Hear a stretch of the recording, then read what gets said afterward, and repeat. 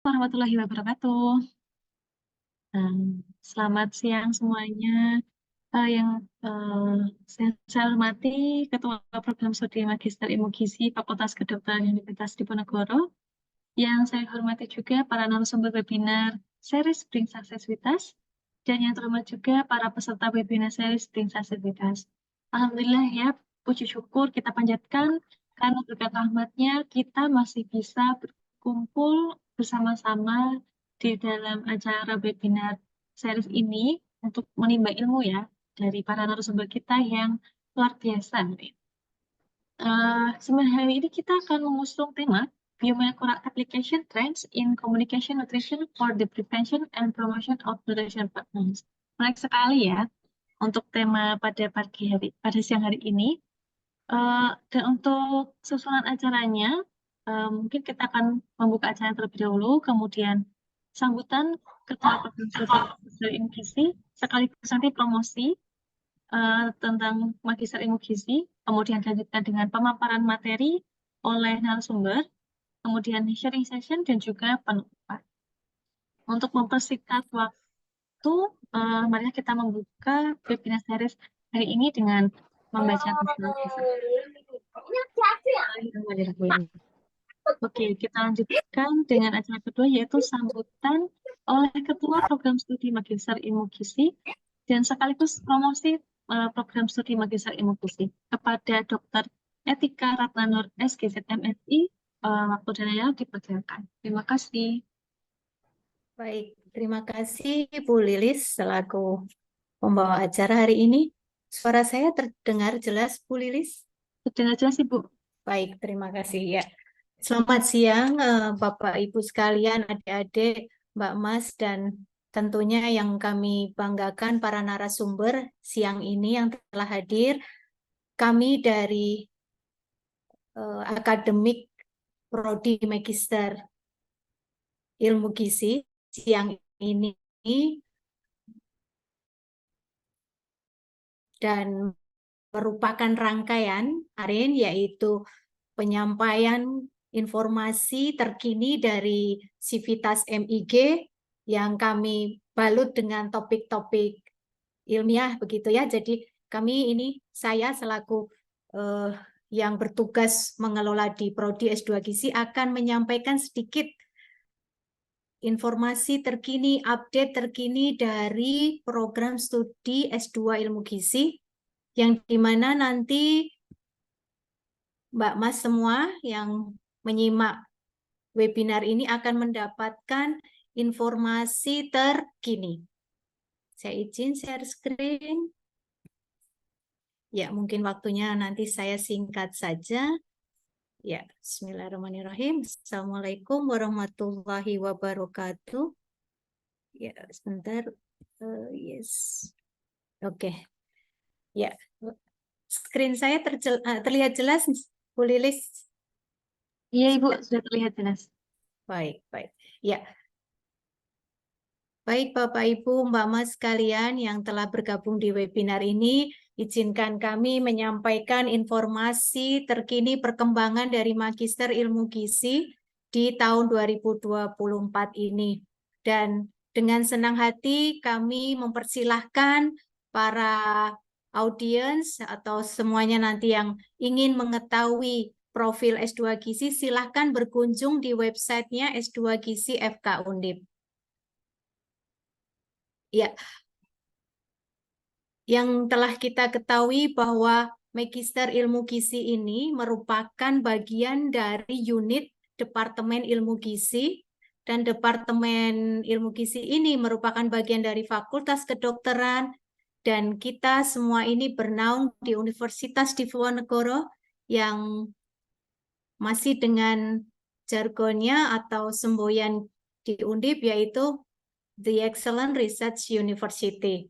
Jadi berbasis dari pesan Undip, misi Undip untuk menjadi prodi yang terus menggiatkan riset, maka kegiatan ini kami tuangkan di Tridharma S2 Gizi Undip.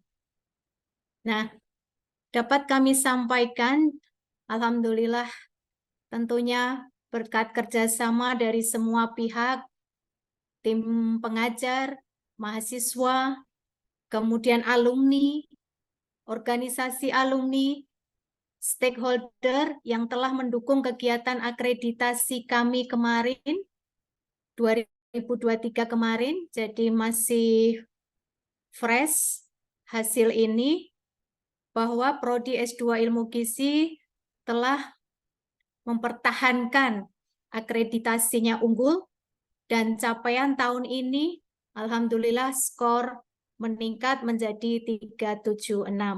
Tentunya ini kami dedikasikan kepada semua mahasiswa dan nanti calon mahasiswa Magister Ilmu Gizi. Tentunya kita ingin mengetahui siapa S2 Gizi Undip. Kami berdiri sejak tahun 2000 dan merupakan pionir di Indonesia untuk S2 Gizi, yaitu dulu adalah pendiri yang kita hormati almarhum Prof. Satoto, dan saat ini kami masih mengawal Prodi MIG ini dengan visinya menjadi Prodi Magister bereputasi dan unggul dalam bidang gizi molekuler. Insya Allah visi ini kami jaga di segala nafas akademik kami. Dan misinya tentunya kita ejawantahkan, kita terjemahkan dalam Tridharma, yaitu di perkuliahan, di penelitian mahasiswa dan penelitian dosen, pengabdian masyarakat, dan kemudian networking yang terlibat, yang kami hubungkan semuanya untuk mendukung visi misi, yaitu Prodi S2 berbasis gizi molekuler. Alhamdulillah hingga tahun ini kami masih dikuatkan dengan tim pengajar yang hebat, yang berdedikasi tinggi untuk membesarkan S2 Gizi. Di sini dapat terlihat 9 guru besar ada di S2 Gizi, kemudian lainnya hingga 31 dosen ini semuanya sudah berlatar belakang pendidikan S3. Dan keilmuannya juga beragam, ada gizi klinik, gizi komunitas, serta ilmu pangan. Baik, kemudian apa saja yang ditawarkan di program Magister Ilmu Gizi? Kami sudah 3 tahun ini membuka 2 kelas, yaitu kelas by course, di mana kelas tersebut adalah masih mengutamakan perkuliahan yang seperti kita sudah kenal dahulu. Kemudian kami tambahkan kelas by research, di mana ini lebih dominan pada aktivitas penelitian, yaitu tesisnya, dan luaran jurnal atau publikasi dari tesis tersebut. Nah, kami dengan senang hati mengundang semua yang ingin melanjutkan S2, mari, ada 2 menu yang ditawarkan, by course dan by riset. Untuk pembedanya, by course dan by riset ini hanya di aktivitas perkuliahan. By course masih mendapatkan beberapa mata kuliah wajib dan mata kuliah penelitian, begitu. Lalu kelasnya juga akan terbagi menjadi 2 konsentrasi, gizi klinik, gizi masyarakat. Masa studi ideal adalah 2 tahun, ya. Kemudian untuk by riset sama, masa studi ideal 2 tahun. Namun di sini penekanannya adalah mahasiswa by riset sudah menyiapkan proposal risetnya sejak mendaftar di MIG. Jadi begitu masuk sudah dengan membawa proposal, kemudian akan mendapatkan supervisor atau pembimbing tesis. Untuk kelulusan, by riset memiliki publikasi tanggungan, yaitu jurnal internasional. Di mana kalau sudah jurnal internasionalnya bereputasi bagus, maka cukup 1. Tapi apabila ranking untuk jurnal internasionalnya belum tergolong excellent, maka diharapkan memiliki 2 publikasi, yaitu satunya adalah Jurnal Nasional Bersinta 2. Baik, dapat kami informasikan terkini untuk kurikulum dari Magister Ilmu Gizi Undip, ya FK Undip ini, yang kemarin kami memiliki 42 SKS dengan terbagi mata kuliah yang bervariasi seperti tampak di layar. Kemudian peraturan baru ini dimunculkan bahwa semua prodi Magister Ilmu Gizi untuk menaikkan SKS perkuliahannya minimal 54. Sehingga kami otomatis mengadaptasi peraturan baru itu untuk menjadi bertambah SKS-nya 54. Kemudian dengan mengingat histori bahwa mahasiswa S2 kadang mengalami kesulitan terhadap masa studi yang harus selesai 2 tahun begitu, kami kemudian melakukan evaluasi. Akhirnya kami memangkas beberapa mata kuliah dengan tetap untuk total SKS 54. Sehingga ini kabar baik nanti untuk calon mahasiswa baru, mata kuliahnya yang akan diambil akan lebih sedikit. Jadi lebih banyak energinya nanti untuk meneliti. Semoga ini dapat membantu sehingga masa studi dapat tercapai 2 tahun. Baik, kira-kira ini mata kuliah baru yang kami tawarkan per nanti periode penerimaan mahasiswa baru. Yaitu akan hanya ada 4 mata kuliah wajib di semester 1, kemudian mahasiswa tersebut akan kami persilahkan bisa melakukan seminar proposal, karena begitu nanti masuk, kami juga akan menyiapkan pembimbing tesis di awal semester. Jadi tidak akan kesulitan untuk mahasiswa sudah memulai bimbingan. Kemudian untuk mata kuliah konsentrasi, karena kami ada 2, gizi masyarakat dan gizi klinik, maka kami siapkan juga 2 mata kuliah yang unggulan. Jadi ini saya kira akan menarik dan semoga membantu menjawab tantangan terkini. Ya, baik. Selanjutnya adalah untuk semester 2, itu berarti tinggal mengambil 1 mata kuliah wajib, yaitu bioinformatika gizi. Karena ini sudah penyajian data, maka kami tawarkan mata kuliah ini. Lalu kemudian pengambilan mata kuliah pilihan. Nah, mata kuliah pilihan ini adalah untuk mendukung tesis mahasiswa. Jadi harapannya nanti yang mengambil adalah yang sudah sesuai dengan tesisnya. Sehingga semester 2 melakukan riset dan melakukan penguatan teori yang diambil di mata kuliah pilihan. Diakhiri dengan seminar hasil sehingga semester 3 bisa menunggu publikasi yang sudah dicicil.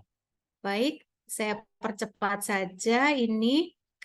Untuk by riset, karena semuanya akan sama, jadi start masuk akan melakukan penggodokan proposal, kemudian akan menyampaikan seminar proposal di semester 1. Dan ini adalah mata kuliah pilihan yang ditawarkan di MIG Gizi Undip. Baik, ini kira-kira untuk syarat lulus yang diamanahkan dari Undip. Jadi by course akan diminta Jurnal Nasional Sinta 2, syukur bisa juga tembus ke jurnal internasional bereputasi. Kalau untuk by riset, jurnal internasional bereputasi yang berimpact tinggi atau jurnal internasional ya yang medium begitu ditambah dengan Sinta 2. Nah,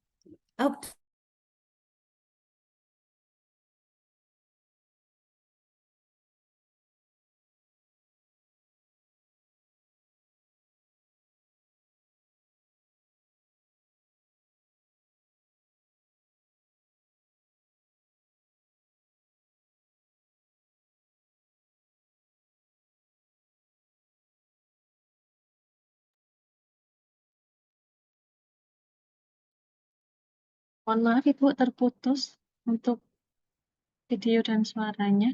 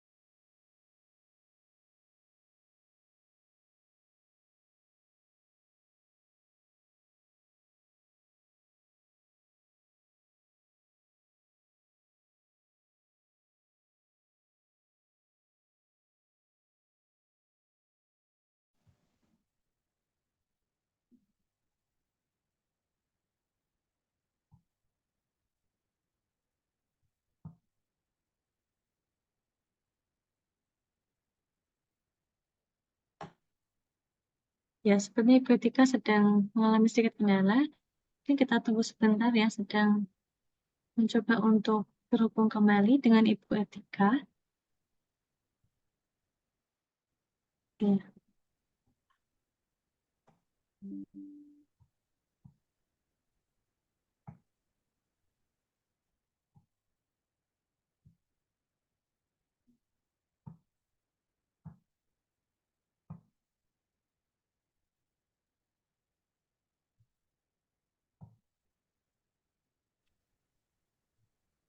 mohon maaf, terkoneksi saya terputus, Bu Lilis.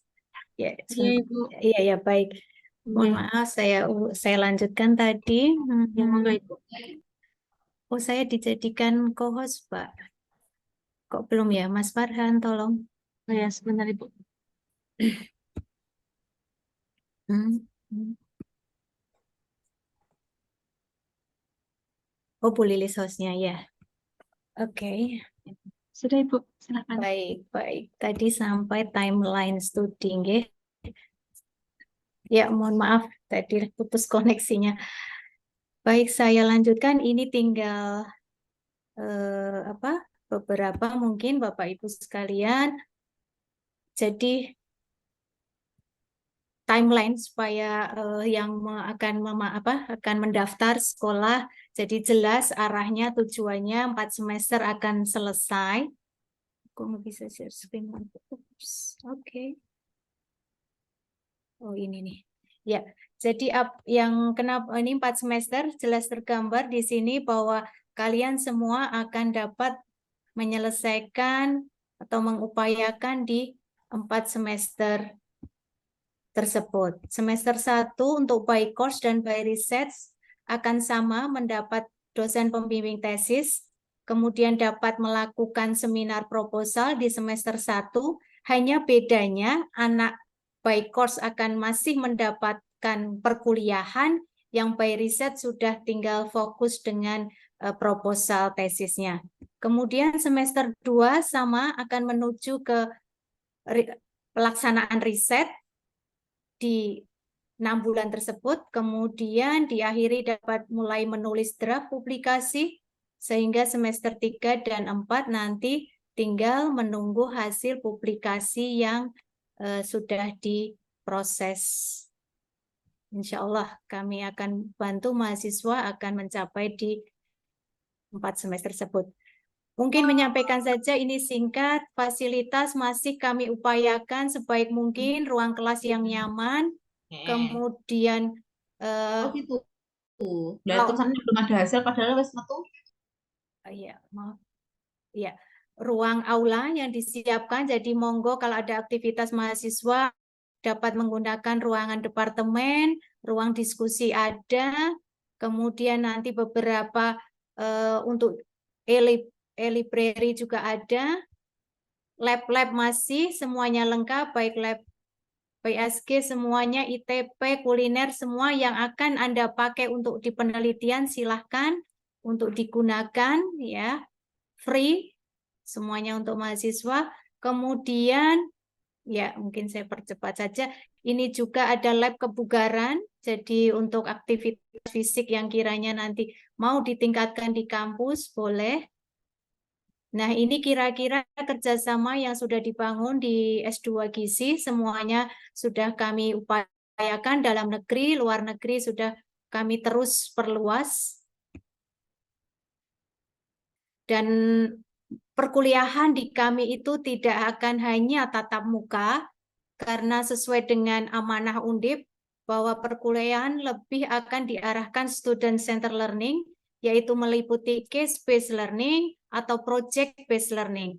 Sehingga S2 nanti juga akan lebih banyak dilibatkan turun lapang untuk mendapatkan insight, kemudian membawa ke kampus dengan critical thinking-nya. Ya, baik, ini beberapa kegiatan internasional kami selalu upayakan. Per semester akan kami undang beberapa profesor di luar negeri yang semuanya kepakarannya mendukung visi misi, yaitu gizi molekuler. Baik, kemudian ini aktivitas dosen juga kami upayakan. Jadi dosen juga tidak akan hanya di kampus saja, tapi akan terus mengupayakan menambah jejaring untuk menambahkan kualitas ya mahasiswa dalam nanti pembimbingan atau nanti dalam riset. Ini kira-kira aktivitas kemarin mahasiswa S2 Gizi melakukan workshop di Universitas Kebangsaan Malaysia. Ya, saya kira itu beberapa, dan jangan khawatir, semua student yang di Undip akan dimanjakan dengan beberapa aplikasi yang memudahkan Anda nanti dalam proses akademik ataupun nanti pencarian jurnal ya, semuanya akan difasilitasi dengan gratis. Dan ini lingkungan di sekitar kampus yang sudah mulai terus dikembangkan, nanti juga akan ada sport center, semuanya boleh diakses. Ya, alhamdulillah kira-kira itu aktivitas dari kami dan informasi update dari Magister Ilmu Gizi. Terima kasih. Mungkin saya cukupkan. Ya, ya baik, terima kasih Betika untuk pemaparannya mengenai Magister Gizi Undip, FK Undip ya. Menarik sekali ya, sangat lengkap sekali ya fasilitas yang dimiliki oleh Magister Gizi Undip. Saya akan banyak sekali yang tertarik untuk mendaftar Amin. di program Magister Ilmu Gizi ini ya. Nah, baik, selanjutnya kita akan masuk ke tahap kedua, yaitu adalah pemaparan materi oleh narasumber. Apakah Pak Syauki sudah terhubung? Ya,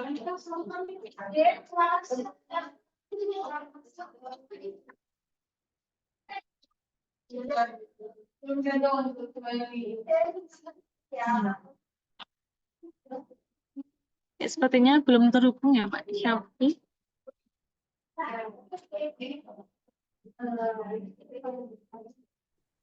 Sambil menunggu Pak Syauki semoga segera join, mohon izin menyampaikan sudah bergabung. Ya, sudah Silakan join. Pak Syauki. Ya, kepada Pak Syauki dipersilahkan ya Pak materinya.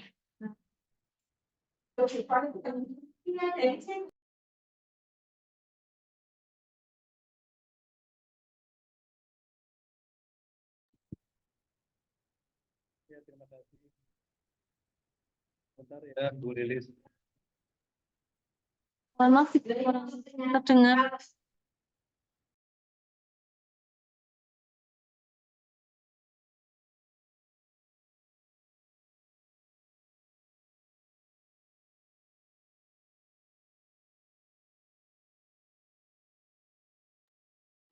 Bu Lilis, maaf saya nggak bisa share screen ini. Oh ya, sebentar, Pak.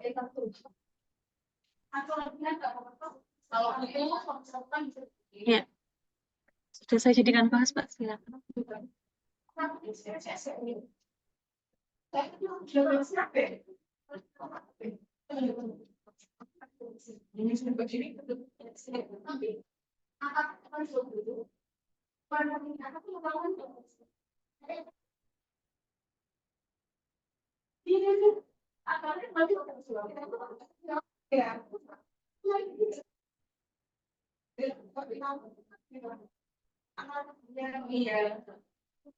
Assalamualaikum warahmatullahi wabarakatuh. Selamat siang. Suara saya kedengaran ya, Bu Lilis? Dengar, Bapak. Ya baik. Terima kasih. Ini pesertanya ada 16 ya. Ya, baik. Saya diminta untuk memaparkan materi tentang biomolekular aplikasi trend in community nutrition for prevention and promoting of nutrient problems. Jadi nanti Bapak Ibu, sorry ini berarti manggilnya apa? Adik-adik ya?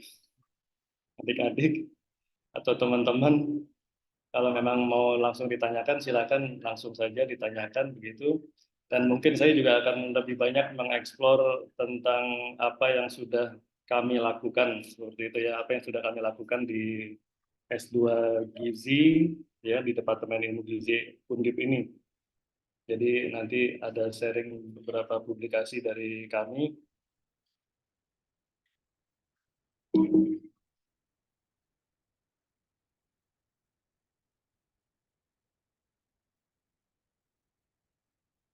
Ya, kalau kita melihat era gizi memang sudah banyak sekali mengalami perubahan ya, karena ilmu gizi sendiri itu tergolong ilmu yang masih relatif muda ya, masih muda artinya baru kemarin gitu ya, baru kemarin. Jadi kalau dilihat dari sejarah itu berawal di tahun 1910 ya, 1910. Jadi memang nggak jauh-jauh amat ketimbang kalau kita bandingkan dengan ilmu kedokteran ya yang memang sudah lama. Nah, gizi itu sebetulnya baru. Jadi artinya memang saat ini semua tren itu justru mengarahnya ke gizi ya. Nah, apa yang ditemukan zaman dulu itu ada terkait dengan single nutrien ya, jadi zat gizi yang single ya. Seperti ada orang pelaut, mungkin pernah dengar cerita ya di pelaut lama di laut, kemudian dia kekurangan defisiensi zat gizi, ada muncul suatu penyakit, diteliti, ternyata memang dia tidak pernah mengkonsumsi sayur dan buah seperti itu. Nah, itulah awal-awal mungkin ditemukan dari sisi single nutriennya. Kemudian terus berkembang di tahun 1920 ya. Nah, di tahun 1930 ya, tadi nama-nama vitamin itu mineral jadi bertambah ya. Tadi yang tadi hanya vitamin B, vitamin C ini bertambah menjadi vitamin A, vitamin D, E, K ya. Jadi udah komplit nama-nama vitamin di situ. Dan di tahun 1930 pemerintah Amerika saat itu ya itu mengeluarkan yang namanya RDA ya, jadi udah zaman dahulu kala ya RDA itu dibuat di Amerika.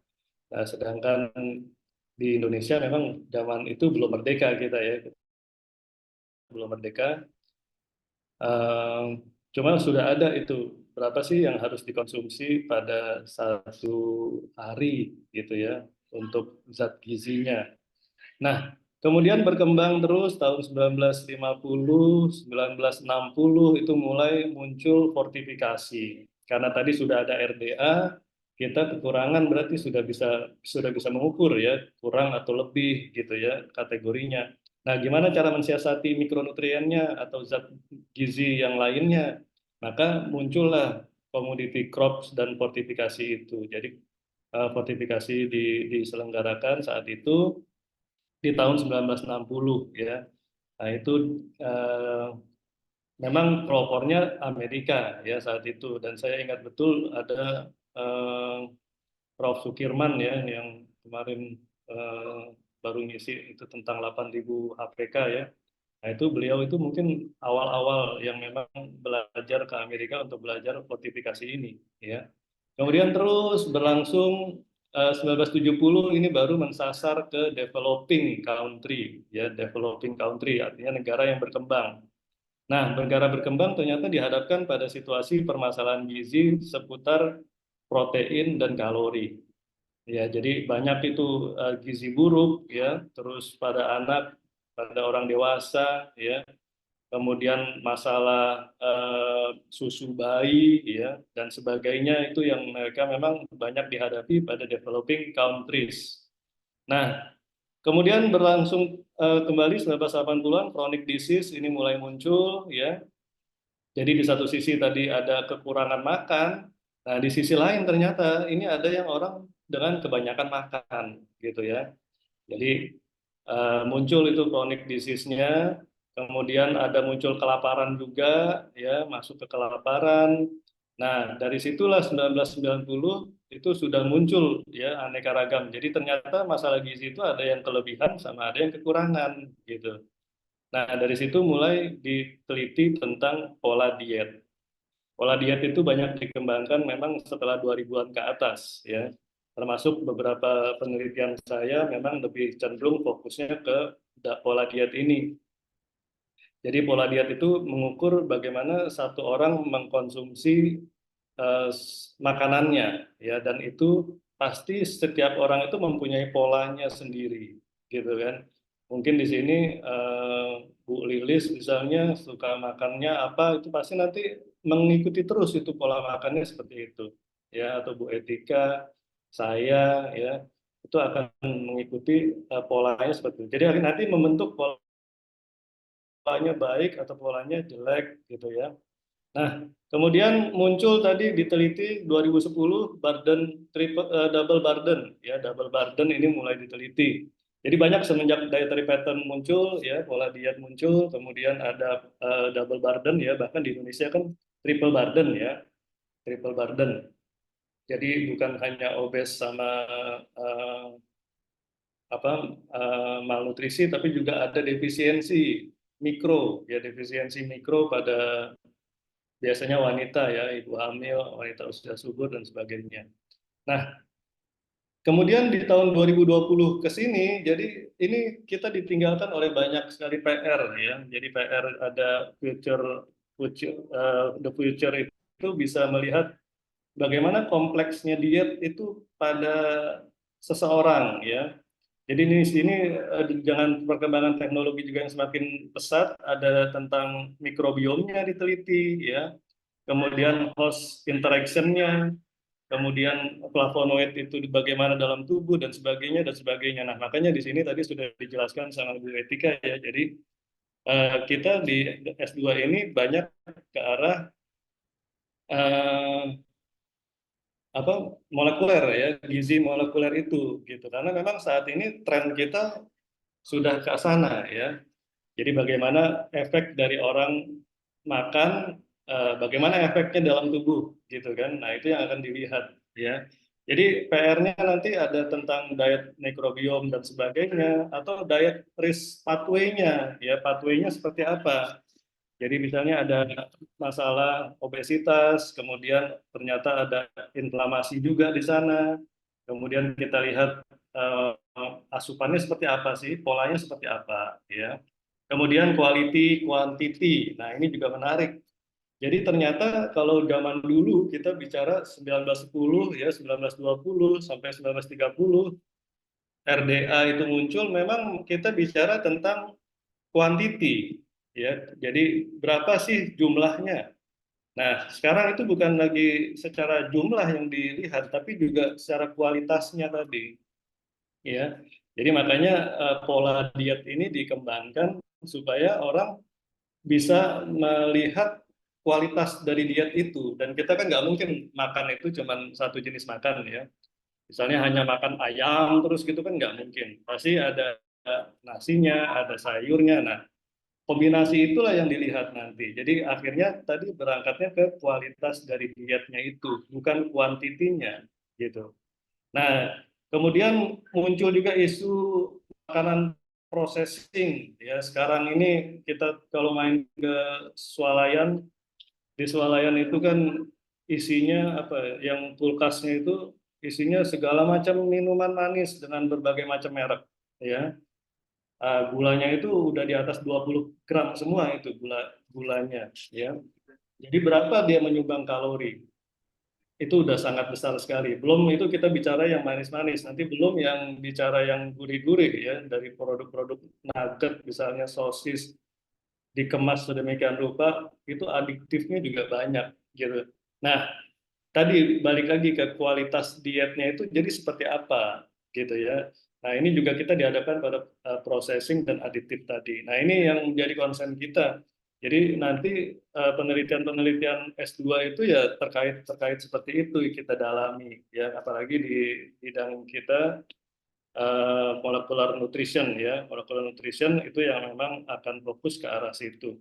Dan ini semua bicara pada populasi di masyarakat ya, artinya bukan orang itu bukan lagi sakit gitu. Ya, orang ini bukan lagi sakit, tapi dia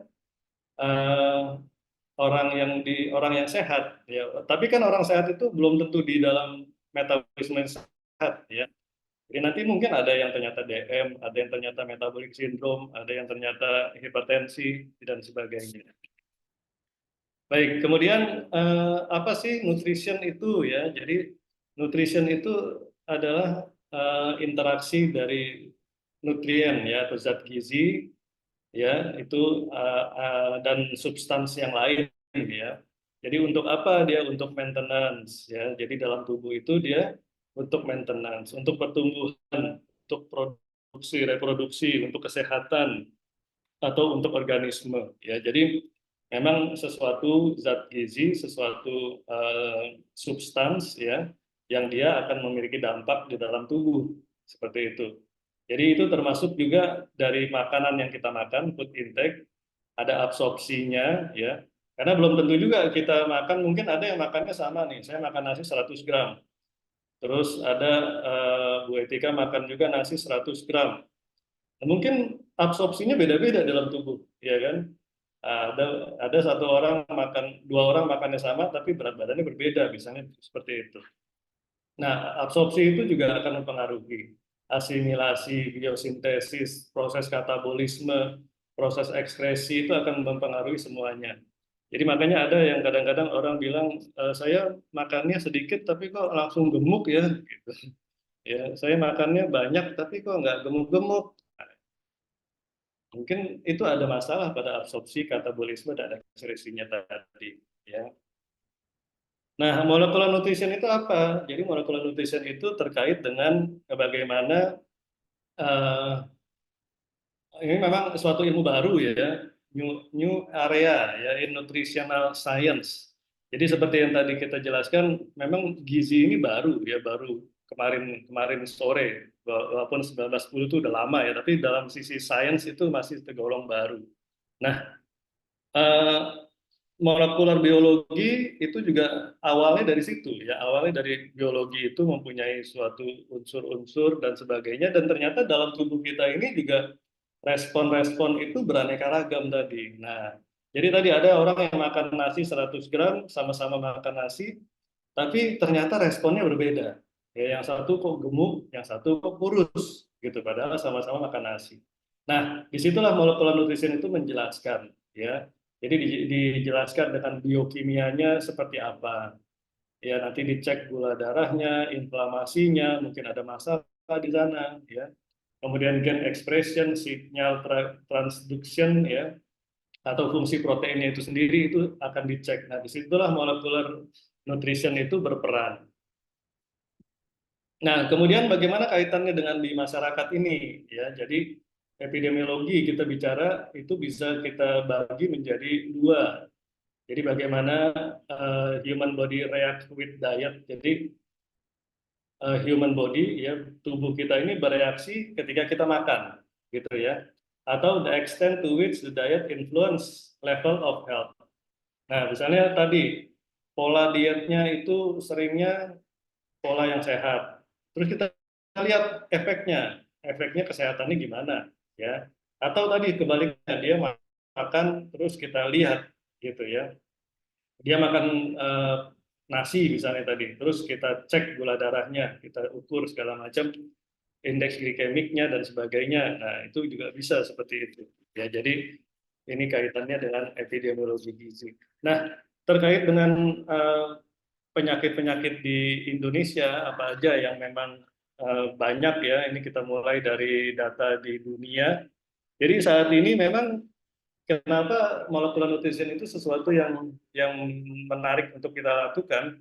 Karena melihat data di sini, prevalensi penyakit itu terus meningkat, ya. Jadi di sini dilihat seiring dengan berjalannya usia, ya, itu angka prevalensi penyakit meningkat. Dan ini penyakit-penyakit tidak menular, ya, PTM. Jadi mulai dari kardiovaskuler, ya, kemudian cancer, nah, itu meningkat, ya. Kalau lihat dari ini juga ada yang suicide, ya, tapi suicide saya rasa di Indonesia kan masih jarang, ya. Nah, kemudian ini terkait global burden disease, ya, global burden disease. Jadi kalau kita ngelihat di sini dari tahun 90 sampai 2020 ada tren yang meningkat di non-communicable disease. Jadi penyakit tidak menular itu trennya meningkat. Tetapi penyakit yang communicable, ya, itu trennya menurun. Nah, ini kan sesuatu yang menarik untuk bisa kita lihat. Kenapa begitu? Ya, tadi PR yang di slide kedua tadi, bahwa memang sekarang pola-pola diet itu yang banyak berpengaruh semua, ya. Dengan adanya food teknologi, bukan berarti terus menjadi makanan untuk menjadi lebih sehat, ya. Itu kan bisa kita teliti nanti, ya. Kalau di luar negeri mungkin sudah ada label-label untuk gula yang kandungan gula yang tinggi itu dikasih label gitu ya. Kalau di kita kan belum ada, ya, belum ada hal seperti itu. Belum yang cireng, cilok, somai itu malah nggak ada label sama sekali, ya. Satu porsi berapa kalori nggak pernah ada itu. Gitu. Nah itu akhirnya tadi menimbulkan non-communicable disease ini akhirnya meningkat seperti itu. Di satu sisi communicable ini menurun, ya. Tapi di sini juga ada yang meningkat ini injurinya. Nah ini tingkat kecelakaan, ya, tingkat kecelakaan ini juga ternyata meningkat juga walaupun angkanya tidak se ekstrim yang di atasnya, ya, di tempat lainnya.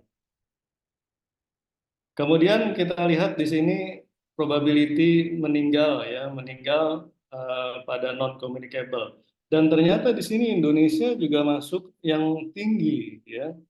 Jadi lebih dari 25% ternyata di Indonesia itu usia 30 sampai 70 tahun, ya.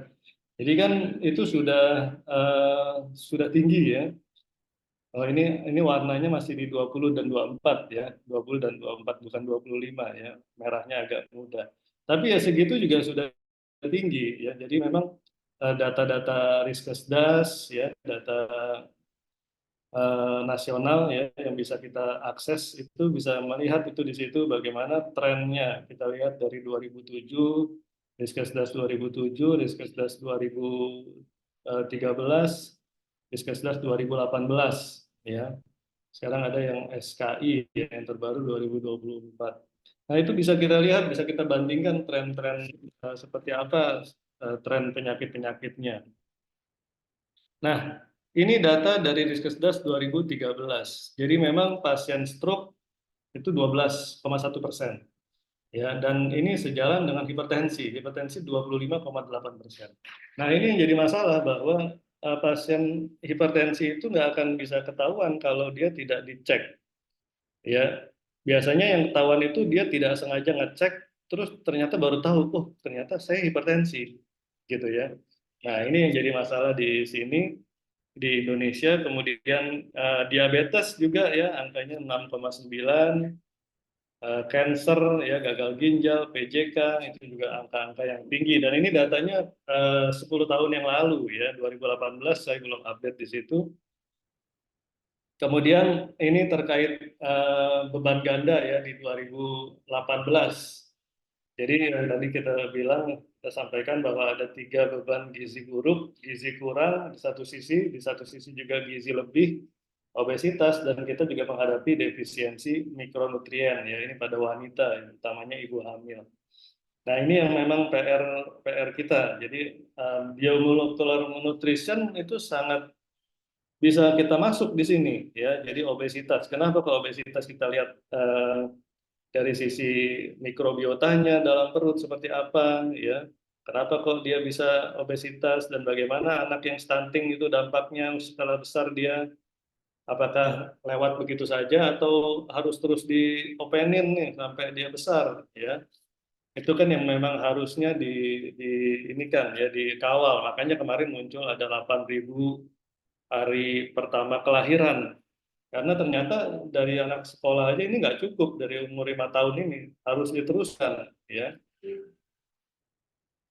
Kemudian proporsi orang obesitas juga ini sangat tinggi ya dan ini prevalensinya meningkat terus dari 2007 sampai 2018, obesitas sentral juga sama ya.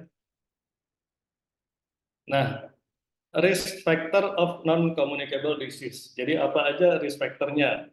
Nah, di sini karena kita masuknya di ilmu gizi, ya tentu nanti kita banyak mengaitkan dengan diet, ya dengan makanan gitu ya. Jadi kita lihat makanan terus efeknya seperti apa. Atau misalnya status gizi tadi, ada orang obesitas terus kita lihat bagaimana ininya, bagaimana tren gula darahnya dan sebagainya ya. Nah, keuntungannya apa aja? Jadi ini memang relevan pada kesehatan manusia ya. Jadi kita karena datanya di masyarakat, jadi benar-benar data real dari masyarakat itu, gitu. Kemudian explore bukan tidak perlu melihat in vitro pada animal ya. Nah, karena kita datanya tadi populasinya pada orang sehat ya. Kemudian the result of the work can be translated into specific recommendation. Nah ini ada rekomendasi spesifik. Jadi artinya nanti dietnya harus seperti apa ya. Yang tadinya aktivitasnya kurang, aktivitasnya harus berapa seperti itu ya. Nah disadvantage-nya tentu kalau penelitian pada manusia ini kadang biasnya kan tinggi ya. Bisa recall misalnya salah recall itu sudah bias ya. Atau FFQ misalnya itu juga sudah bias gitu ya. Kalau tidak dengan kehati-hatian ya.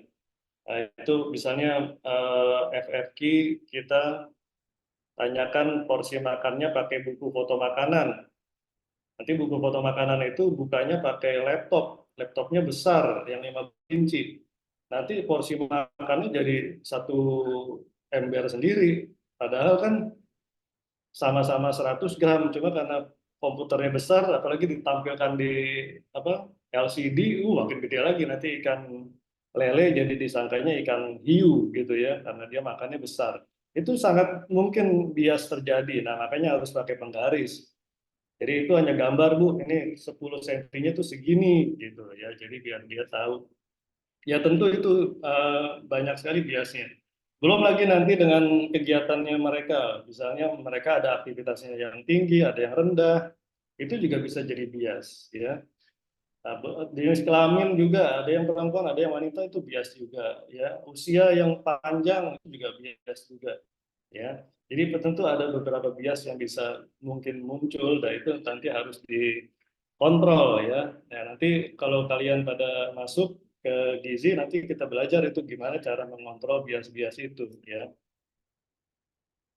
Kemudian ini nutritional exposure, ini ada the food intake food, ada juga dari zat gizinya ya. Jadi intake makanannya itu sendiri, kemudian zat gizinya ya, zat gizinya sama ada non-nutrients, ya ini tadi adiktif, ya bahan-bahan tambahan. Ini yang kadang-kadang juga sering kita konsumsi sebetulnya ya, apalagi kalau yang suka jajan ya, kalau anak mahasiswa ngekos ya pasti merem dulu lah 4 tahun ya, jajan dulu terus di warteg gitu misalnya ya. Ya nggak apa-apa, itu memang seperti itu biar kebal juga, tapi nanti kan ketika udah menjalani udah punya uang tuh nanti jadi mikir ya, dulu banyak ternyata kita konsumsi adiktif gitu. Ya, dan sekarang memang semuanya mengarah ke situ semua ya. Jajanan sekarang itu banyak sekali ya. Makanan jajanannya itu udah banyak ya, dan semuanya ditambah. Kemarin ada di sini penelitiannya Bu Gemala ya. Bu Gemala ya, ada apa? Meneliti makanan tambahan ya, tambahan bahan makanan tambahan. Itu di jajanan-jajanan seputar kita ketemu itu, ada yang namanya boraks ya, ada yang pakai formalin, ada yang pewarna ya. Nah, ya, jadi yang biasa kita konsumsi ternyata. Kemudian nutritional exposure ini juga ya nanti menggambarkan biokimianya tadi. Jadi menggambarkan status biokimianya. Jadi nanti biokimianya diukur. Biokimianya diukur, kemudian status gizinya diukur ya. Ada genetiknya mungkin diukur ya, dan clinical finding yang lain. Dan teman-teman juga tenang saja karena biasanya dosen-dosen di S2 ini rajin dapat dana ya, dana penelitian. Jadi kalau pakai udah marker-marker yang mahal itu nanti akan dibiayai seperti itu. Tapi kalau nggak dapat biaya, ya nggak usah pakai marker yang mahal seperti itu ya, yang bisa aja ya, yang bisa diukur aja. Kemudian dari sisi diet, ya dari sisi diet ini juga komplikasi sekali gitu ya, karena tadi makanan itu kita nggak tahu setelah dari mulut ditelan itu prosesnya kayak apa, kita nggak tahu ya, metabolismenya di dalam tubuh itu penyerapannya seberapa besar usus kita menyaring ya, karakterisasi itu kita nggak pernah tahu kan. Yang kita tahu besok paginya sudah keluar misalnya gitu ya, udah keluar di sisanya. Nah, prosesnya kayak apa itu kita nggak pernah tahu. Makanya di situ ada black box-nya yang kita perlu cari ya. Makanya muncul itu biomolekular nutrition. Jadi kita lihat di perut kita itu seperti apa sih? Ya, ada bakterinya kayak gimana ya, dan sebagainya. Nah, ini tadi ya, jadi setelah makanan masuk, itu kita nggak tahu ini kotak ini ya, kotak black box ini nggak tahu. Yang kita tahu nanti muncul tiba-tiba ada kena DM, gitu kan. Oh, ini jadi kena DM. Nah, gimana itu metabolismenya, seperti apa? Nah, itu memang akhirnya kita coba lihat di Departemen Ilmu Gizi ini, ya, bagaimana kejadian di dalam tubuh itu seperti apa sih sebetulnya ya, dan itu dilihat dari biomolecular nutrition. Baik, saya bahas sedikit ini tentang dietary pattern ya, memang yang banyak kami lakukan ya, banyak kami lakukan di sini. Ini ada di sini karena melihat pola diet ya, pola diet itu harus dengan standar FFQ. Jadi di sini kami mengembangkan FFQ. FFQ-nya kami kembangkan memang untuk nanti dipakai sama teman-teman yang lain kalau memang sesuai dengan kategori usianya. Ya, dan ini juga beberapa dari mahasiswa itu pakai terus modif-modif, boleh nggak Pak? Boleh, nggak apa-apa, dimodif aja. Ya, jadi nanti tapi tulis citasi nanti FFQ dari Xiaoqi yang sudah dimodifikasi gitu, itu nggak masalah ya. Jadi di sini ada beberapa item ya, bahan makanan kalau nggak salah 130-an, itu dari food group-nya itu ada 22 kalau saya nggak salah. Ya, 137. Jadi di sini inilah langkah awal yang memang mau kita kembangkan. Jadi untuk membuat pola diet itu harus punya FFQ-nya dulu. Dan di Indonesia itu FFQ masih belum ada yang tervalidasi ya. Kemudian ini penelitian kami yang berikutnya, ini tentang pola diet, dilihat efeknya ke metabolic syndrome dan inflamasi, ya. Jadi kita melihat bagaimana tadi pola diet itu berhubungan dengan metabolic syndrome dan inflamasi. Ini kebetulan disertasi saya yang kemarin ya waktu kuliah S3. Jadi memang di sini ada pola diet yang bagus dan ada pola diet yang hasilnya negatif seperti itu, ya.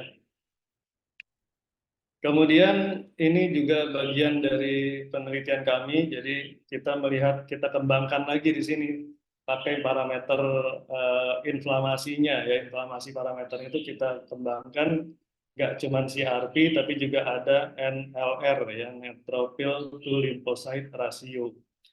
Jadi di sini bagaimana orang dengan metabolic syndrome itu ternyata juga banyak yang sudah menderita inflamasi, ya, inflamasi dalam tubuhnya. Dan kita lihat efek pada makanannya seperti apa.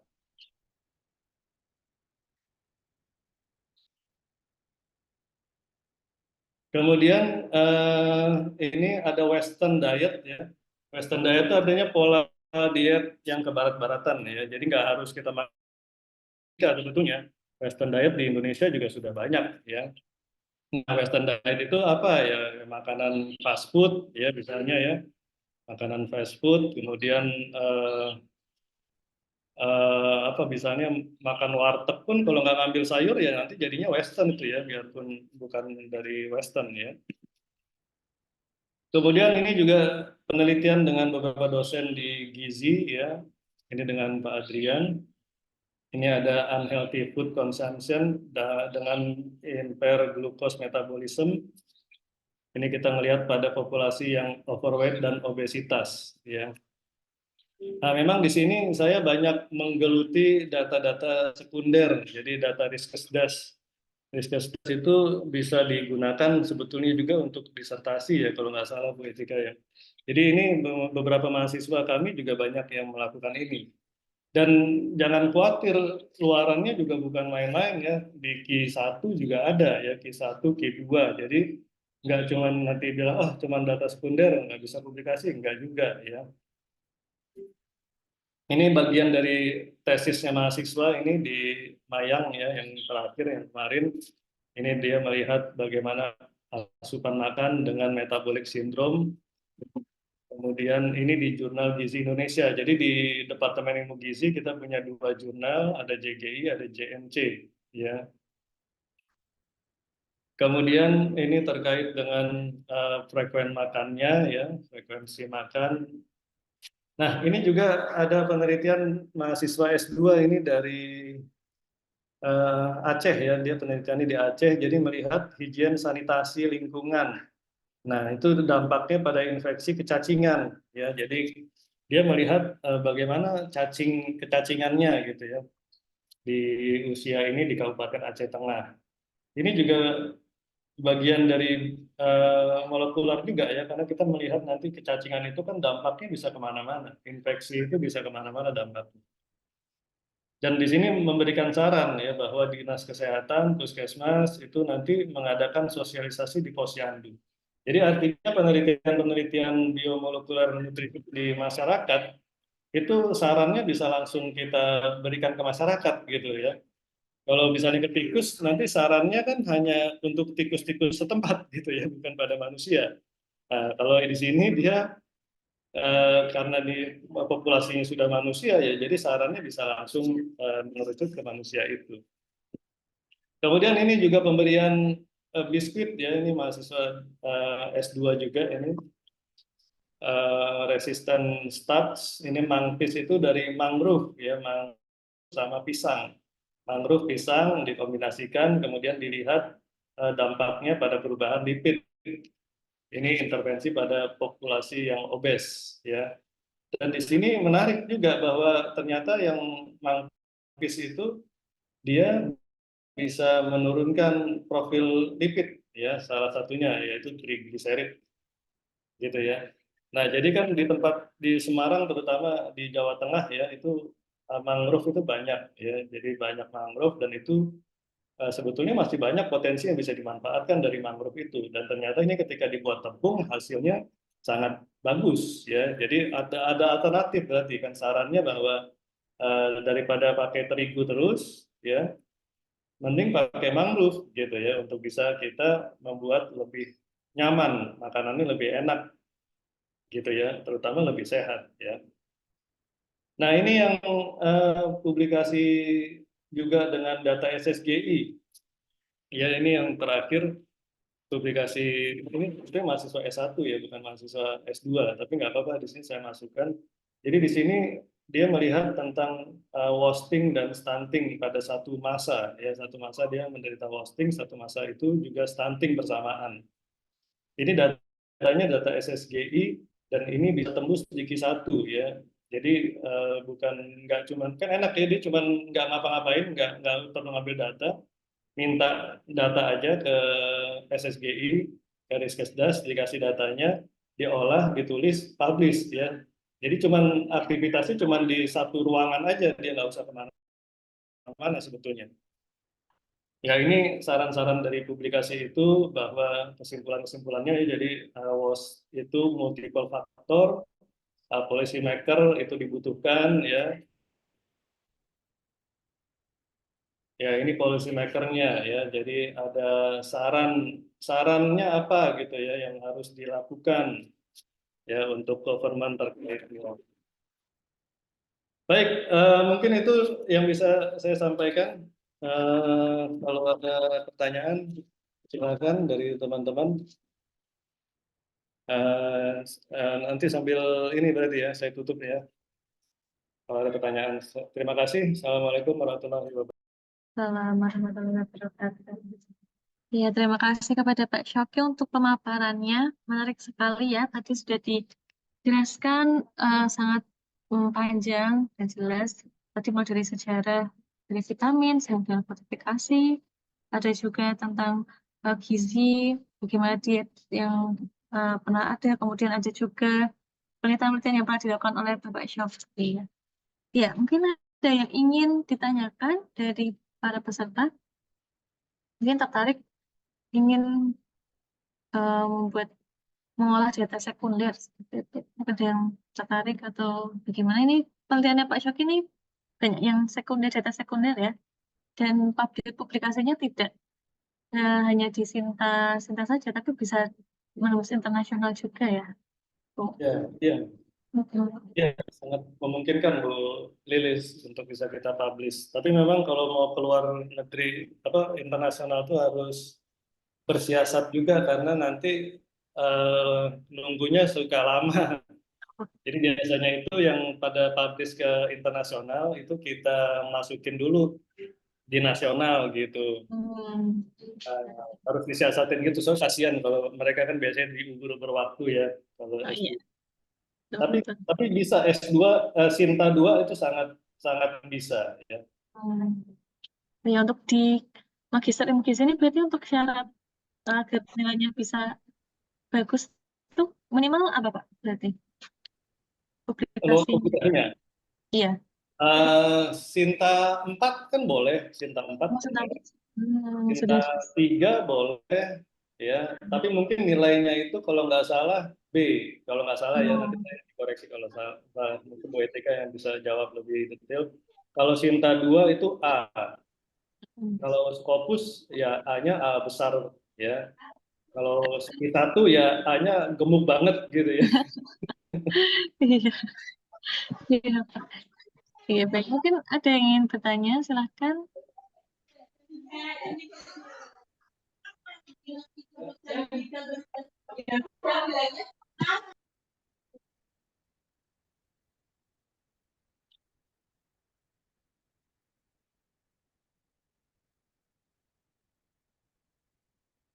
Nggak ada sepertinya ya. Iya, kalau tidak saya ingin ada beberapa pertanyaan Pak yang saya tertarik tadi itu. Ini kan tentang molekuler ya, kalau di magister ilmu gizi ya kan fokusnya ke molekuler seperti itu ya. Nah, jadi sebenarnya itu pentingnya tuh apa sih Pak? Kenapa mahasiswa-mahasiswa yang S1 ini kalau lanjut mau melanjutkan S2 itu harus di gizi? FK Undip gitu. Yang mana itu concernnya tuh di biomolekuler. Jadi pentingnya biomolekuler tuh molekul itu seperti apa sih Pak? Ini sebetulnya Bu Lilis ini juga belum mengakui aja ini. Bu Lilis ini juga punya publikasi dari S2 berapa? Ada 3 ya, di Q1 ya Bu Lilis ya. Terus satu Pak belum banyak. Kayaknya ada banyak itu Bu Lilis ya. Jadi Bu Lilis ini juga lulusan luar biasa ini dari S2 Gizi ini, salah satu yang ini ya, yang mentereng ya. Dan itu kan banyak dilakukan setelah lulus ya Bu Lilis ya. Nah itu Ya. memang harus bersiasat seperti itu. Tadi kalau ditanya kenapa ke sini? Karena tadi kita sangat up to date ya, kita melihat tadi benar-benar perkembangan bahwa yang kita teliti itu memang sedang tren gitu. Jadi kan biasanya sasaran yang mau lanjut S2 itu ya nanti akan jadi peneliti, akan jadi dosen gitu ya. Dan atau itu sangat sangat menunjang sekali karena yang kita lakukan itu adalah semua yang memang up to date begitu. Jadi makanya bisa teman-teman itu bisa dengan mudah publish tentu karena isu itu kan up to date. Dan tentu nanti ketika banyak pengalaman di penelitian, pengalaman di publikasi, tentu ketika lulus nanti kembali ke tempat kerja ya atau misalnya bekerja di tempat yang baru, itu akan sangat mudah menyesuaikan diri. Seperti Bu Lilis itu kan dengan banyak publikasi, wah langsung jadi dosen ya di sini gitu ya.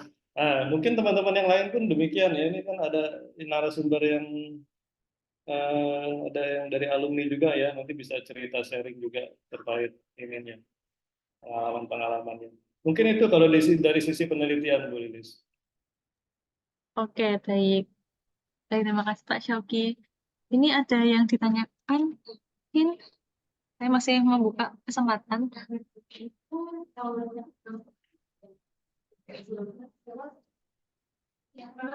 Ya, saya sudah tidak ada yang ingin bertanya ya Pak Syauki.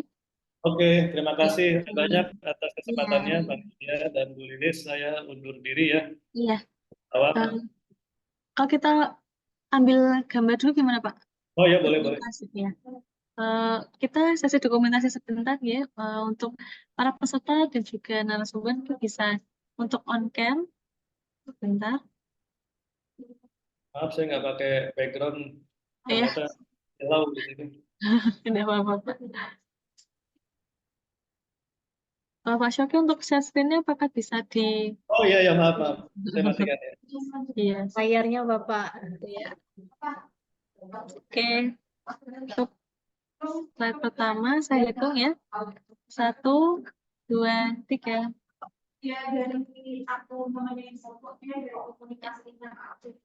Oke. Ya. Ya, terima kasih Pak Syoki untuk Ya, pemaparannya. terima kasih Bu Rika, Bu Lilis, Mbak Yeay, Nadia. betul, Pak Syauki. Mungkin Monggo, Bu Lilis. Ya, baik. Baik. Nah, kita akan masuk ke sesi berikutnya ya. Untuk sesi berikutnya adalah seri sharing session yang akan disampaikan oleh narasumber kita ada Mbak Astri Pratiwi SGZ dan juga Bu Wiwit Widianti SGZ MGizi.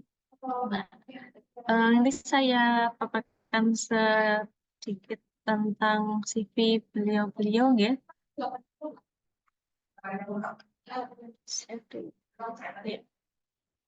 Ya. Untuk Mbak Astri ini ya, beliau adalah seorang nutrisionis yang sekarang ini, sekarang ini mahasiswa Magister Ilmu Gizi by course. Kemudian beliau sudah memiliki pengalaman kerja sebagai nutrisionis di Puskesmas Muara II dari 2019 hingga sekarang. Untuk alumninya S1-nya dari Gizi dan juga sekarang melanjutkan ke Magister Ilmu Gizi. Kemudian yang kedua ada Bu Wiwit.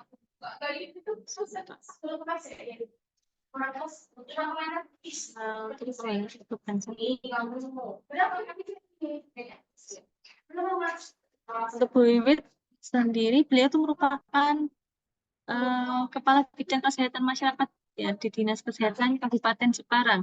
Wah, sama saya jadi Jepara juga Bu Wiwit. Ya, saya share screen dulu sebentar.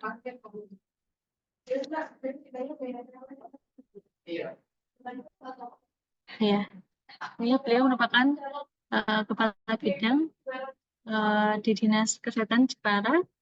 Kemudian alumni dari Magister Ilmu Gizi Undip.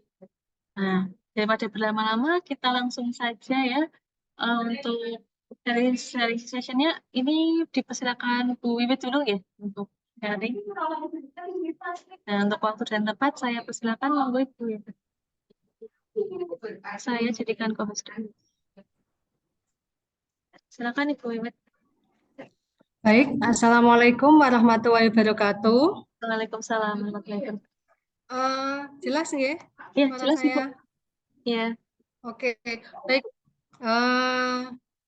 Terima kasih atas kesempatannya. Sebelumnya, perkenalkan nama saya Wiwit Widiatni, Sarjana Gizi, Magister Gizi.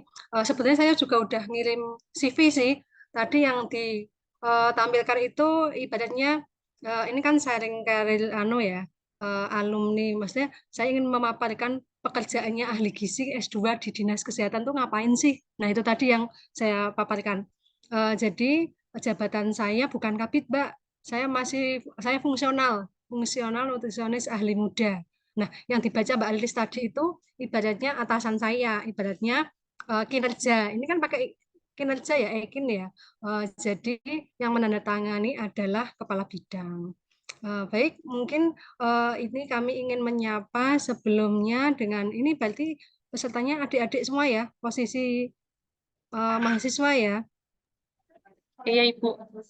Nah, baik mungkin ini untuk mempersingkat waktu karena ini setelah saya juga ada Mbak siapa tadi? Astri ya? Iya. Asti yang juga kebetulan masih mahasiswa. Nah, bisa minta saya tadi yang ditampilkan tadi loh Mbak kaitannya. Nah, itu ya. Nah, jadi ini mungkin saya ingin sharing sebetulnya ini kan kebetulan kalau tadi Mbak Astri ada pekerjaannya di Karyadi ya. Jadi beliau seorang dietitian. Kalau saya karena ada di Dinas Kesehatan Kabupaten Jepara, kebetulan saya bertugas di Dinas Kesehatan Kabupaten Jepara sejak tahun 2006.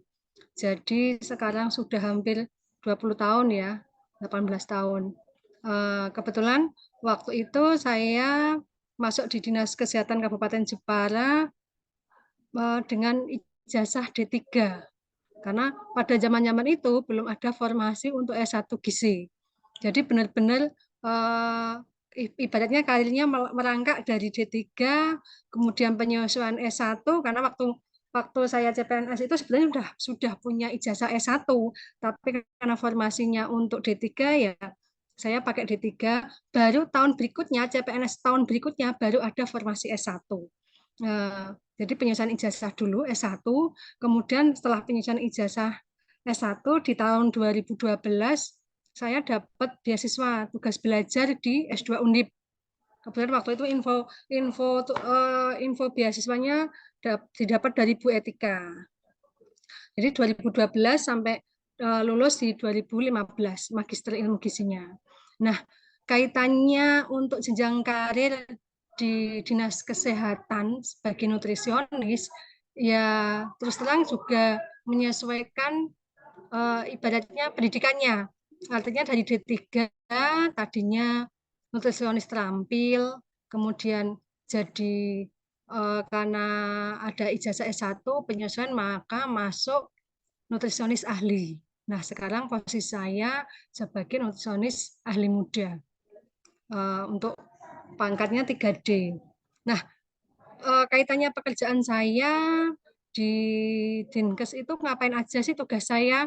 Nah, ini. Jadi karena hubungannya dengan kemasyarakatan ya, artinya kita yang menyusun rencana kegiatan gizi tahunan. Sebetulnya nggak hanya tahunan sih, untuk 5 tahun ke depan kita pun menyusun, terutama biasanya berbarengan dengan visi misi kepala daerah.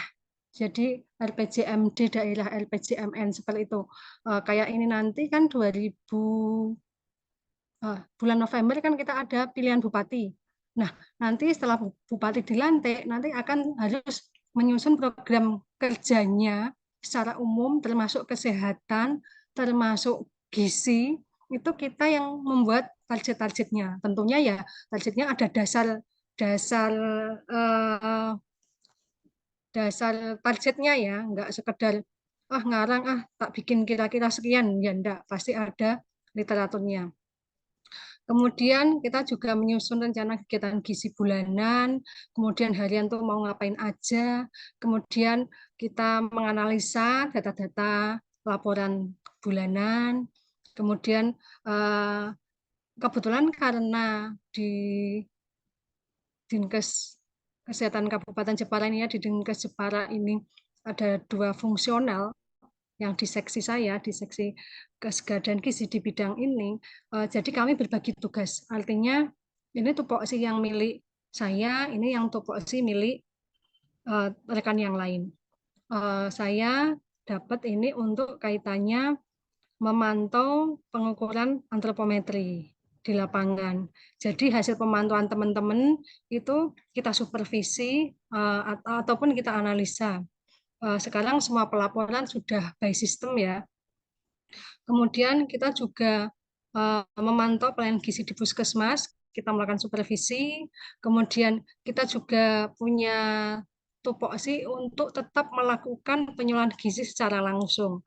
Jadi manakala ada permintaan narasumber kaitannya gizi dari masyarakat secara langsung, itu kita harus siap. Jadi meskipun ada puskesmas, bisa jadi ada permintaan bersurat secara langsung ke Dinas Kesehatan yang mohon terkait masalah gizi. Misalnya dari ormas atau mungkin dari kelompok masyarakat yang mengirim surat mohon narasumber terkait stunting atau terkait apapun tentang gizi. Nah, itu kita tetap melakukan pekerjaan itu. Kemudian kami juga ini berkewajiban untuk memantau terkait pemberian PMT ibu hamil maupun ibu nifas di puskesmas. Lanjut Mbak Lilis. Nah ini lanjutannya, kemudian kita juga melakukan pemantauan pemberian PMT bagi bayi dan balita di puskesmas. Kami juga tetap berkewajiban untuk upgrade ilmu, mengikuti seminar dan pelatihan gizi. Nah, dengan era Satu Sehat ataupun STL Kemenkes ini, via Kemenkes ini, seminar ataupun pelatihan gizi kami pilih. Artinya kalau dulu kan apapun seminarnya terkait gizi, ya pokoknya ikut aja gitu. Kalau sekarang ya kami harus memperhatikan apakah seminar ini atau pelatihan ini ada terlink, connect dengan LMS Kemenkes, seperti itu. Kemudian kami juga membuat analisa data-data gizi secara semesteran, yaitu per 6 bulan, karena kami pasti ada laporan itu. Kemudian juga menganalisis data-data status gizi balita, kemudian juga berkewajiban untuk melaksanakan pertemuan-pertemuan lintas sektor terkait gizi, juga berkewajiban kalau tadi kami yang wajib upgrade ilmu, maka yang poin 14 itu kita yang berkewajiban untuk melaksanakan pelatihan gizi, baik bagi tenaga kesehatan maupun bagi kader. Jadi kita membuat pelatihan-pelatihan yang memang dibutuhkan oleh teman-teman di puskesmas maupun para kader di posyandu. Selain itu, kami juga berkewajiban untuk membuat evaluasi pemberian PMT maupun obat-obat gizi.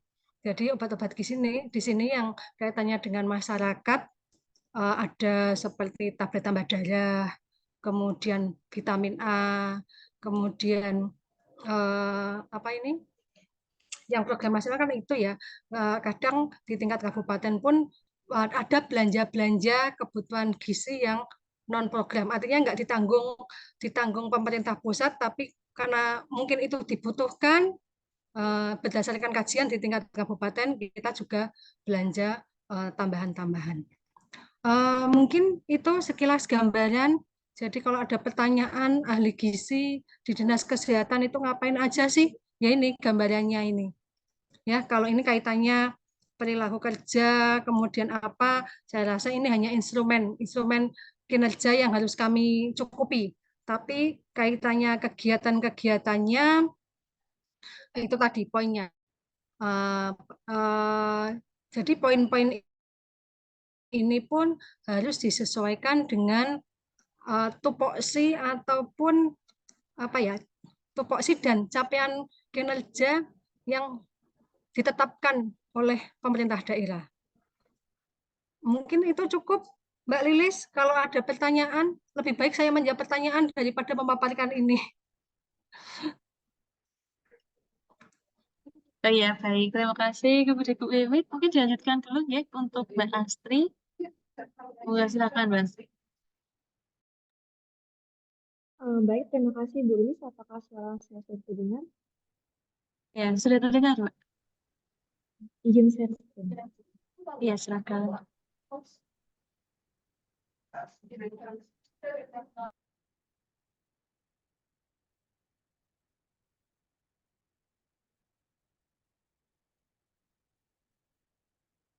Ya, apakah sudah terlihat? Sudah, Mbak. Ya, baiklah. Assalamualaikum warahmatullahi wabarakatuh. Perkenalkan, saya Asri Pratiwi. Saat ini saya mahasiswa S2 di Ilmu Gizi Undip angkatan 2023. Sebelumnya saya bekerja sebagai PNS di Puskesmas Muara 2, saat ini sedang tugas belajar, jadi sedang off, dan melanjutkan di S2 Gizi Undip 2023. Sebelumnya,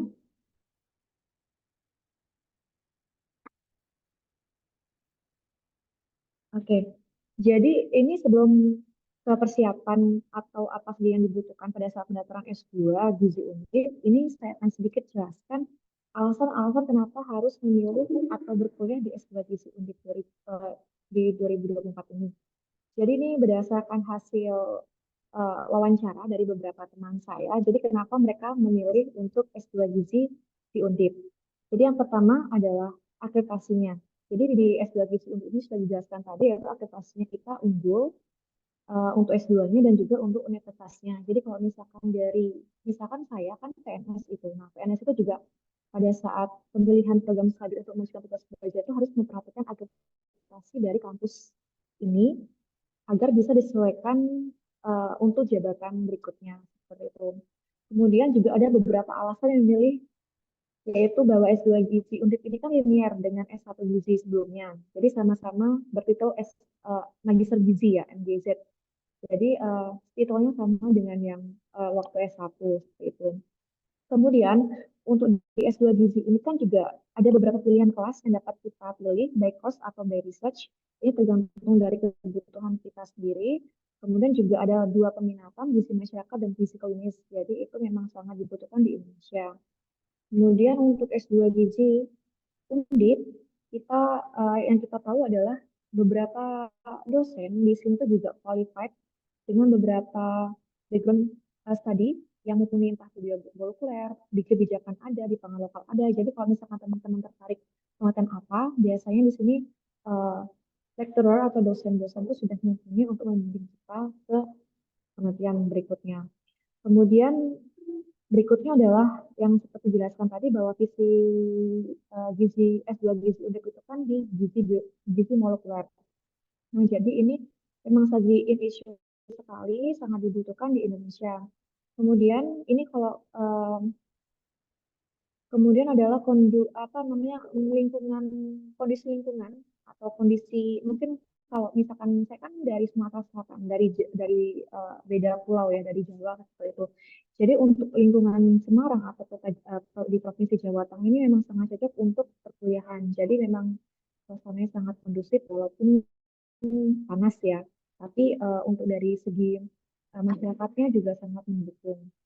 Kemudian Universitas Diponegoro ini juga memiliki fasilitas yang terbaik dari segi ruang kelas, kemudian juga perpustakaan seperti di Wirapura dari jam setengah 8 sampai jam 7 malam itu masih buka perpustakaan. Terus juga ada perpustakaan e-library itu di fakultas.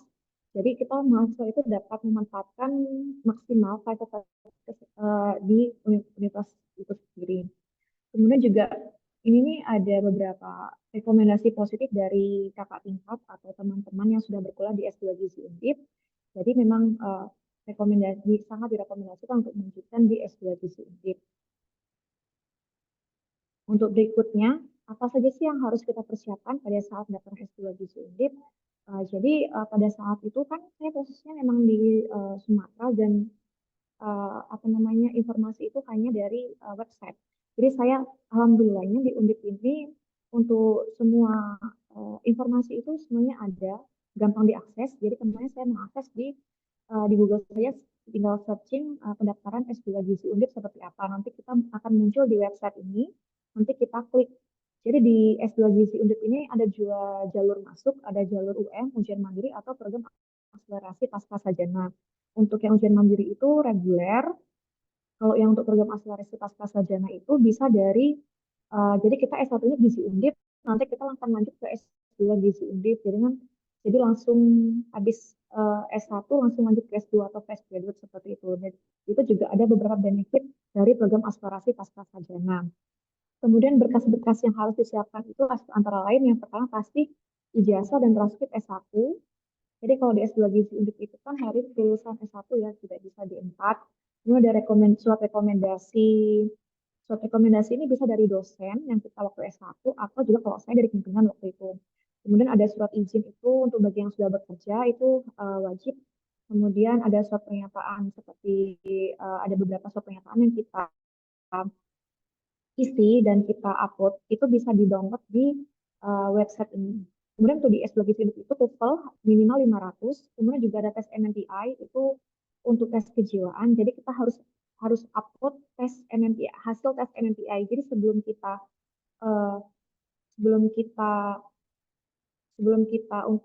untuk seleksi berkasnya itu ada salah satunya untuk tes MMPI.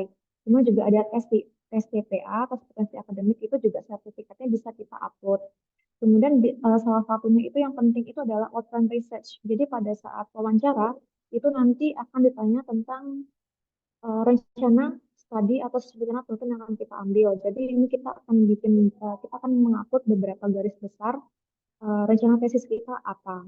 Kemudian funding source ini sangat penting ya, pendanaan saya tulis di sini karena seperti kita tahu memang untuk kuliah S2 ini kan juga cukup membutuhkan banyak biaya. Jadi teman-teman harus juga mencari funding source-nya itu dari mana. Apakah dari beasiswa? Beasiswa itu sangat banyak, bisa dari Kemenkes, kemudian Kemendikbud, melalui PMDSU, atau LPDP, terus beasiswa daerah atau beasiswa lainnya. Jadi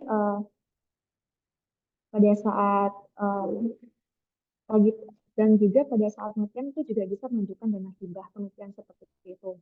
Kemudian untuk tesnya itu ada tes TPS, pengembangan psikologi, kemudian bahasa Inggris, dan ada wawancara. Jadi ini habis seleksi berkas, kemudian kita juga harus ujian. Waktu itu ujiannya online pada tahun 2023, semuanya online. Jadi sangat memudahkan kami yang dari luar Jawa ini tidak harus ke Semarang untuk tes di Undip ini. Nah, ini adalah suasana pembelajaran di S2 Gizi Undip. Ini ruang kelas, ya ruang kelas ini nih pada saat kuliah kamu molekuler, gizi molekuler. Seperti kita lihat itu suasana cukup nyaman. Jadi jangan takut kalau misalkan Semarang kan panas nih, pasti kampusnya juga panas seperti itu. Ini full AC, full wifi, dan juga sangat nyaman. Kemudian juga di Undip ini kan di Gizi Undip ini juga ada beberapa laboratorium yang dapat kita gunakan pada saat praktikum. Ini salah satunya pada saat praktikum Good Microbiota. Kemudian tadi kan sudah dijelaskan oleh Bu Etika bahwa learning-nya itu student center learning, terus ada test day learning. Ini kami mengadakan kunjungan di Puskesmas Bulusan dan di Rumah Sakit Nasional Diponegoro. Jadi kita ngambil beberapa kasus di situ, kemudian kita pecahkan atau rekomendasikan seperti apa. Kemudian ini suasana pada saat sidang proposal teman saya, ini sampai teman saya. Jadi ada 3 seminar yang akan sebelum kita lulus. Yang pertama seminar proposal, kemudian seminar hasil, dan kemudian ujian tesis. Jadi ada 3 tahapan. Kemudian jangan takut kalau di S2 Gizi Undip ini tidak hanya belajar saja, tapi kita juga ada pengabdian masyarakat. Ini salah satu contohnya pengabdian masyarakat pada saat kegiatan senam di Fakultas Kedokteran Universitas Diponegoro. Ya, jadi seperti yang telah dijelaskan oleh Bu Etika sebelumnya, bahwa ada banyak kerjasama dengan universitas lain. Ini salah satu kerjasama dari universitas lain di kita. Jadi kemarin itu pada tanggal 12 sampai 19 Mei 2024, baru saja 2-3 minggu yang lalu, kami sekitar 23 orang mahasiswa S2 Gizi Undip itu mengadakan kayak staff atau student exchange. Jadi kita selama hampir seminggu di sana belajar dari pagi sampai siang di Universitas Kebangsaan Malaysia dengan beberapa materi atau topik yang sangat menarik seperti itu. Jadi ini beberapa kegiatan yang kita laksanakan, yang kita lakukan di Universitas Kebangsaan Malaysia. Jadi benar-benar seperti kuliah, tapi pindah kuliah selama seminggu di Malaysia. Selain itu juga ada beberapa student exchange. Kakak tingkat saya kemarin juga ada student exchange itu ke Jepang. Jadi kalau misalkan teman-teman tertarik untuk melakukan student exchange, itu sangat-sangat memungkinkan karena juga banyak atau networking atau channel dari dosen-dosen. Oke, demikianlah presentasi saya. Mungkin nanti bisa jika ada yang mau ditanyakan atau di-sharing, kami persilakan. Ya, terima kasih kepada Mbak Asri ya untuk pemaparannya. Ya, untuk peserta webinar mungkin ada yang ingin ditanyakan. Menarik ya, tadi sudah dipaparkan tentang lulusan S2 Magister Ilmu Gizi itu bisa bekerja apa saja sih? Salah satunya Bu Wiwit tadi ternyata di Dinas Kesehatan juga bisa ya. Dan juga Mbak Asri juga sudah memaparkan fasilitas apa saja sih yang bisa diterima atau didapatkan oleh mahasiswa jika berkuliah di Magister Ilmu Gizi. Dulu saya juga alumni dari Magister Ilmu Gizi ya tahun 2020, saya angkatan 2020, Mbak Bu itu. Saya iri ya kalau melihat Mbak Asri gitu, karena bisa menikmati fasilitas yang disediakan di Maki, karena saat zaman saya dulu itu masih pandemi ya, jadi saya online kuliahnya. Jadi tidak merasakan fasilitas yang sangat luar biasa ya dari Magister Ilmu Gizi ini. Saya kalau bisa mah bisa merasakan lagi gitu. Dan ya mungkin ada yang ingin ditanyakan untuk partisipan atau untuk peserta webinar. Nah, mungkin saya tertarik bertanya kepada Bu Wiwit ya Bu. Untuk sejauh ini kan sudah Ibu kan berarti dulu mendaftar saat kerja itu awalnya kan S1 dulu ya, dan baru melanjutkan S2 setelah sudah bekerja nonton ya. Ya, betul. Iya, iya Bu. Nah, kemudian apa sih yang Ibu rasakan ketika sudah lulus dari S2 ini? Apakah ada efek atau dampaknya ke pekerjaan Ibu saat di Dinas Kesehatan ini, saat sudah lulus S2? Impact-nya itu seperti apa gitu? Baik, mungkin kaitannya dengan impact, kaitannya basic pendidikan itu pasti bermanfaat ya Mbak. Pastinya nyuwun sewu dalam rangka kita menyusun tadi program-program kinerja yang harus kita tetapkan 5 tahun, 1 tahun, otomatis basic ilmu yang diperoleh saat S1 sama S2 kan pastinya beda. Jadi pasti ya berbeda dalam kita mengambil keputusan atau apapun kan pasti beda. Basic pendidikan seseorang itu kan pasti mempengaruhi problem solving ataupun apapun lah. Jadi kaitannya dengan kompetensinya pasti kan berbeda. Jadi waktu itu memang saya sudah PNS, kemudian PNS berapa tahun ya? 6 tahun. 6 tahun, kemudian ada informasi beasiswa unggulan di S2 Gizi. Ya, kemudian kami mengajukan tugas belajar. Jadi Kalau sekarang kan ada by riset ya, kalau zaman dulu kan nggak ada. Jadi mau nggak mau, sebetulnya kalau rata-rata teman-teman yang ambil S2 sih ambilnya izin belajar. Kalau izin belajar itu masih masuk kantor, kemudian kuliahnya di weekend. Kalau dulu gitu. Tapi karena saya waktu itu S2 gizi itu tiap hari kuliahnya, kan nggak memungkinkan. Saya tiap hari meninggalkan kantor. Hanya saya ambil tugas belajar. Kalau tugas belajar itu otomatis dibebas tugaskan dari pekerjaan. Tapi karena syarat saya beasiswa. Kalau saya nggak beasiswa ya pasti izinnya izin belajar. Seperti itu kalau kami kaitannya di kedinasan itu ada syarat-syarat tertentu yang ibaratnya harus dicukupi. Pertama pasti kamu boleh sekolah karena ada formasi. Kamu harus kembali lagi, kemudian tidak menuntut otomatis kalau kita sekolah kan kaitannya kepegawaian kan kita menuntut kenaikan pangkat biasanya. Nah, itu dari awal sudah dibikin surat pernyataan tidak akan segera tidak serta-merta menuntut kenaikan pangkat. Ibaratnya karena saya sudah punya ijazah S2, mau nggak mau saya harus naik pangkat nih. Nggak boleh gitu karena di awal sudah ada kontrak seperti itu. Ya, kalau dari sisi kepegawaian mungkin untuk kenaikan pangkat ya, saya dibandingkan teman-teman satu angkatan yang ibaratnya baru D3 ataupun S2 ataupun S1, ya sebetulnya nggak signifikan banget. Artinya teman-teman saya tertinggal jauh enggak. Teman-teman saya seangkatan juga sekarang sudah 3D. Tapi ibaratnya dari sisi kompetensi kan pastinya berbeda. Kaitannya untuk masalah-masalah kedinasan, pengambilan keputusan-keputusan urgent ya pastinya berbeda. Siapa yang dilibatkan siapa ya pasti berbeda. Begitu, Mbak Lilis. Oke, baik. Terima kasih Bu Wiwi. Dan untuk Mbak saya ingin bertanya Mbak, tertarik nih. Jadi kesannya selama berkuliah di sini, di Magister Inggris itu bagaimana Mbak? Kesan selama berkuliah di sini, apakah dosennya sangat mumpuni atau bagaimana? Begitu. Mungkin bisa diceritakan Mbak. Iya, terima kasih Bu Lilis izin menjawab. Jadi kan memang saya alumni S1 Gizi Undip juga, tapi juga sudah sangat lama lulusnya kan, hampir 10 tahun yang lalu. Jadi di Jakarta kembali lagi S2 Gizi di Undip ini dengan kondisi yang sangat-sangat berbeda. Pada saat S1 kan kemarin juga kita masih kuliah di Karyadi ya, di bawah ya, bukan belum di gedung baru. Kalau di S2 Gizi kan sekarang sudah kuliahnya di gedung baru. Jadi kesannya sendiri itu pertama wow, luar biasa sekali perubahannya selama 1 dekade ini untuk Departemen Ilmu Gizi. Jadi saya apresiasi sekali terhadap pengelola Departemen Ilmu Gizi, Prof. Cici dan rekan-rekan. Jadi sangat-sangat banyak sekali perubahan dari segi fasilitas dan juga dari segi pembelajaran.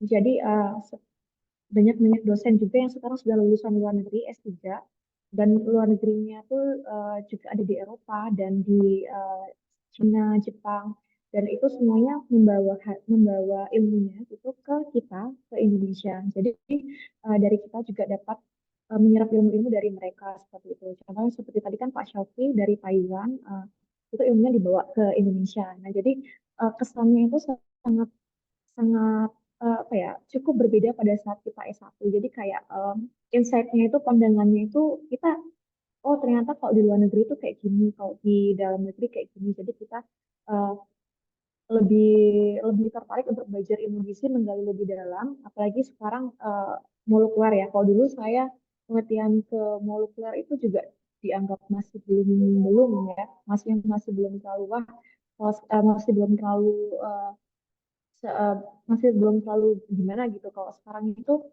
memang gizi itu kalau kalau nggak molekuler juga kayak gimana ya seperti itu.